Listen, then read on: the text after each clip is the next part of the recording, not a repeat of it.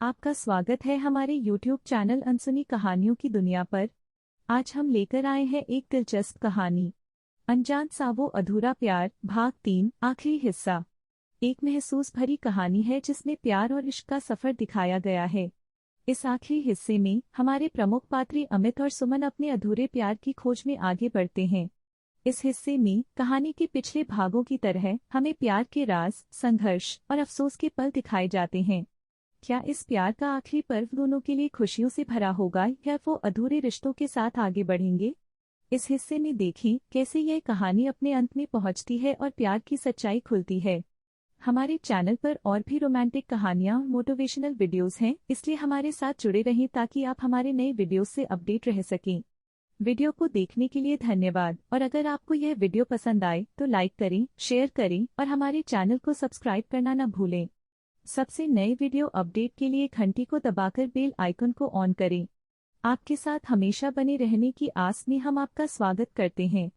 इस कहानी के सभी पात्र और घटनाएं काल्पनिक है।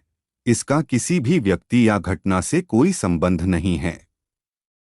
यदि किसी व्यक्ति से इसकी समानता होती है तो उसे मात्र एक संयोग कहा जाएगा।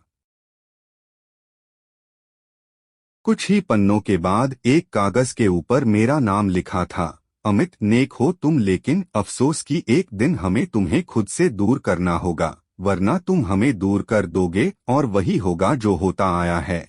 इसलिए हमें माफ मत करना कभी, क्योंकि तुमने सुना होगा कॉलेज में सब हमें दिल तोड़ने की मशीन कहते हैं।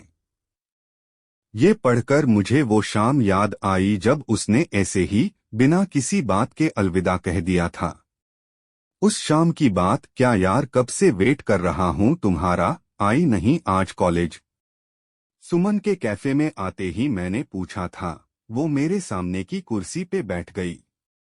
कुछ देर बस में ही बात करता रहा।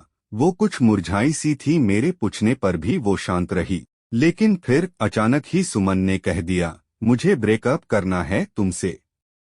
उसकी आवाज तेज थी जिससे आसपास के सभी लोग हमें देखने लगे थे। वो ब्रेकअप कहकर चुप थी और मेरी आंखों में देख रही थी। शायद वो वही सुनना चाहती थी जो उससे हर लड़के ने कहा था कि तुम ये क्या कह रही हो, ऐसा कुछ तो हुआ ही नहीं जो बात ब्रेकअप तक पहुंचे। तुम जानबूझकर ये करना चाहती हो तो ये तुम्हारा घमंड है। पर ऐसा ही मैं भी कहूँ, ये जरूरी नहीं था। इतने वक्त से सुमन को चाहते हुए मैं इस दिन के लिए तैयार ही तो हो रहा था और जानता भी था कि क्या कहना है। मैंने उसकी आंखों में देखकर नजरें झुका ली और वेटर को बिल के लिए बुला लिया। वो आया और गया। तब सुमन ने फिर कहा, कुछ कहा है हमने? तो क्या, मैंने भी जवाब दिया। तो क्या कुछ कहोगे नहीं? सुमन ने शर्मिंदगी से तो ये नहीं पूछा था।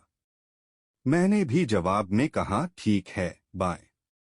वो कुछ देर मुझे देखती रही, फिर अपना बैग लिया और उठी जाने के लिए। मैंने तभी कहा, सुमन। वो पलटी तो मैंने फिर आगे कहा, और कब तक ऐसा करोगी मेरे बाद? सुमन चुप रही। मैं उसके पास गया और बोला, मेरे लिए तुम बुरी कभी नहीं हो, तुमसे प्यार मिला है, यही बेहद खूबसूरत बात है। बस तुम खुश रहना, तुम्हारी खुशी में ही मेरी खुशी छुपी हुई है। लेकिन कहीं तो रुक जाओ यार। वो फिर चली गई थी उस शाम, और फिर उसे देखा तो मैंने कई बार था कॉलेज पूरा करने तक, पर हमने कभी एक दूसरे का सामना नहीं किया। फिर मैंने शहर बदल लिया था और वापस लौटा नहीं था। अब आगे सुमन ऑफिस से लौटी तो उसने मुझे भी अपने घर में देखकर कहा, यही हो अभी तक? मैंने जवाब नहीं दिया, बस उसे देखता रहा। वो अजीब तरह से मुझ पे शक कर रही थी क्योंकि मैं चुप नहीं हुआ करता था कभी। उसने फिर पूछा तो मैंने कहा, वो तुम्हारी डायरी पढ़ी मैंने। वो फ्रिज से पानी निकाल कर पी रही थी कि एकदम से रुक गई।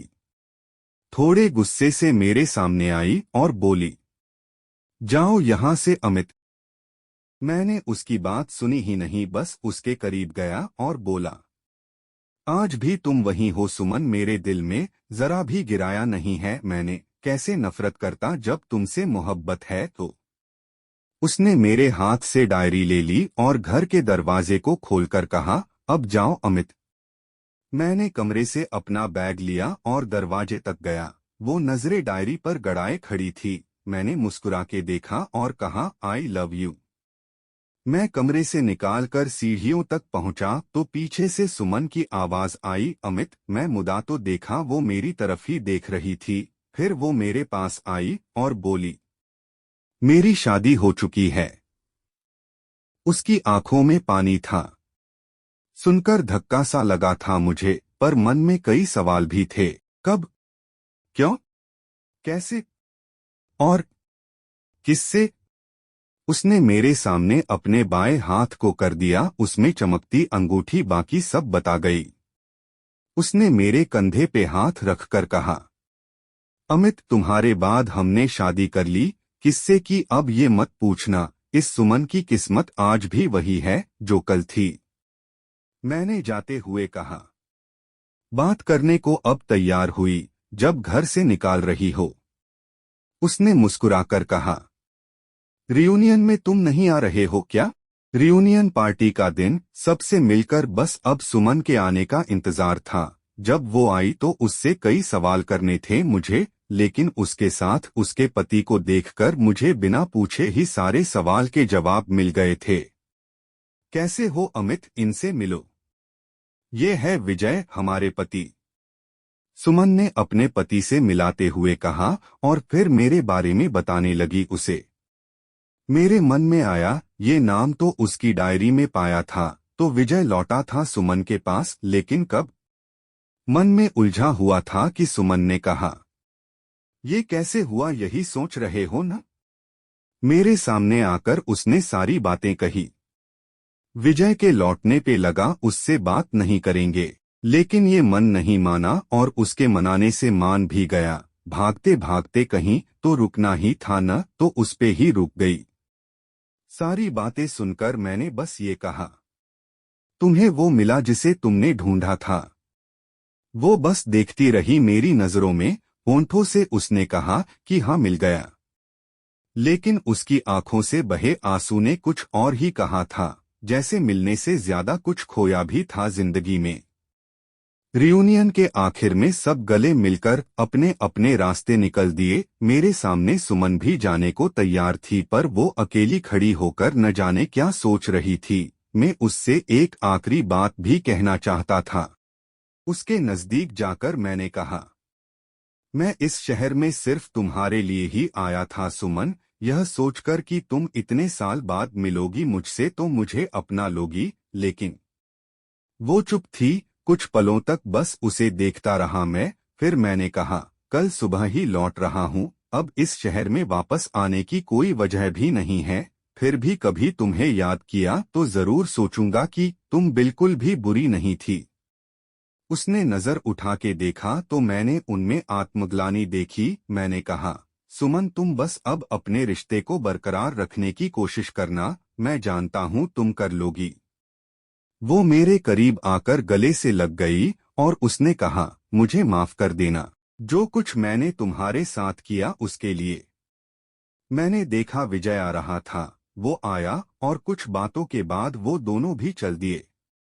अगली सुबह ट्रेन पटरी पे सरकना शुरू हो गई है और अब तेजी से आगे बढ़ने लगी है। सुमन का शहर पीछे कहीं छूट गया है।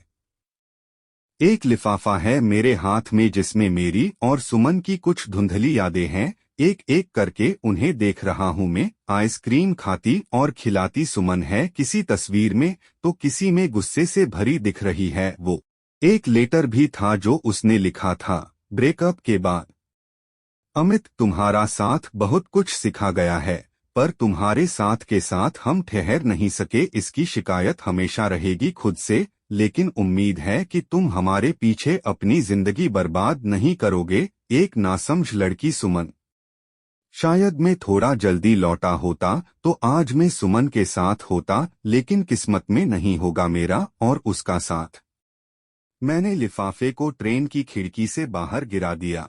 उस वक्त ट्रेन गंगा के ऊपर से गुजर रही थी। सामने बैठी बूढ़ी अम्मा ने अपने हाथ जोड़ लिए और कहा, जय हो गंगा मैया की। खिड़की से झांकर पीछे देखने की कोशिश की। मैंने तो देखा लिफाफे से कागज और तस्वीरें गंगा में जाकर गिर रहे थे। उन्हें यूं खुद से दूर जाता देख मैंने भी कहा, जय हो गंगा मैया की, और अपनी जींस की पॉकेट से एक अंगूठी निकालकर पहन ली, अपनी अनामिका में, जो मैं सुमन के लिए लाया था।